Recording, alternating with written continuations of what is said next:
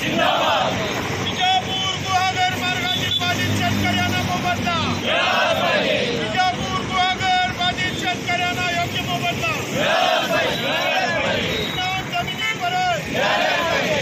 जमीन आमच्या हक्काची नाही कुणाच्या बापाची। जमीन आमच्या हक्काची नाही कुणाच्या बापाची। शेतकरी एकजुटीचा विजय हो। शेतकरी एकजुटीचा विजय जिंदाबाद जिंदाबाद। विजापूर गुहागर मार्गातील बाधित शेतकऱ्यांना योग्य मोबदला मिळाला पाहिजे। विजापूर मिळाला पाहिजे। इन्क्लाब जिंदाबाद इन्क्लाब जिंदाबाद। शेतकरी एकजुटीचा विजय हो।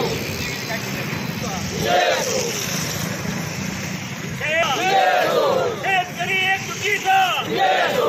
इन्क्लाब जिंदाबाद इन्क्लाब जिंदाबाद। आणि दिल्याशिवाय कोण मत देत नाही घेतल्याशिवाय राहत नाही। इन्क्लाब जिंदाबाद इन्क्लाब जिंदाबाद। शेतकरी एकजुटीचा विजय हो।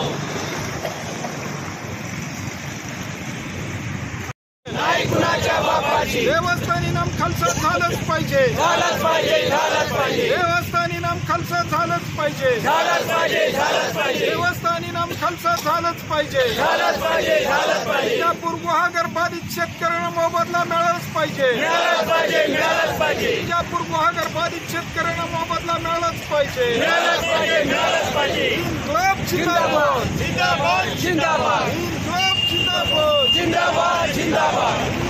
किसान सभेच्या वतीनं आज आम्ही जिल्हाधिकारी कचेरीसमोर लाक्षणिक उपोषण केलेलं आहे।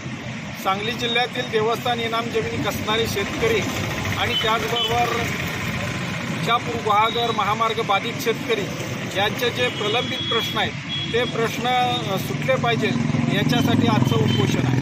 सांगली जिल्ह्यामध्ये इनाम जमिनी कसणारे शेतकरी जे आहेत त्यांची 7/12वरची नावं कमी केलेली। काही शेतकऱ्यांनी जमिनी सक्षम अधिकाऱ्याच्या परवानगीनं खरेदी केलेल्या आहेत त्यांची नावं कमी केलेली आहेत। या महाराष्ट्रामध्ये सर्व जिल्ह्यात ज्या दर्ग्याच्या आणि मस्जिदीच्या कामासाठी दिलेल्या इनामी जमिनी आहेत त्यांच्यावर वक्फ महासत्ता अशा प्रकारची नोंद घातलेली आहे। त्यामुळे त्यांच्यावर त्या शेतकऱ्यांना कागदोपत्री उपर करण्याचं काम या प्रशासनानं केलेलं आहे।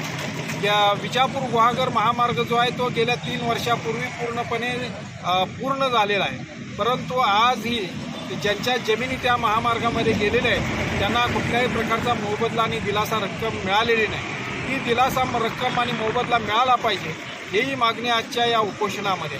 या सर्व मागण्यांच्या बाबतीत या प्रशासनानं गांभीर्यानं जर घेतलं नाही तर भविष्य काळामध्ये आम्हाला अधिक तीव्र आंदोलन करावं लागेल।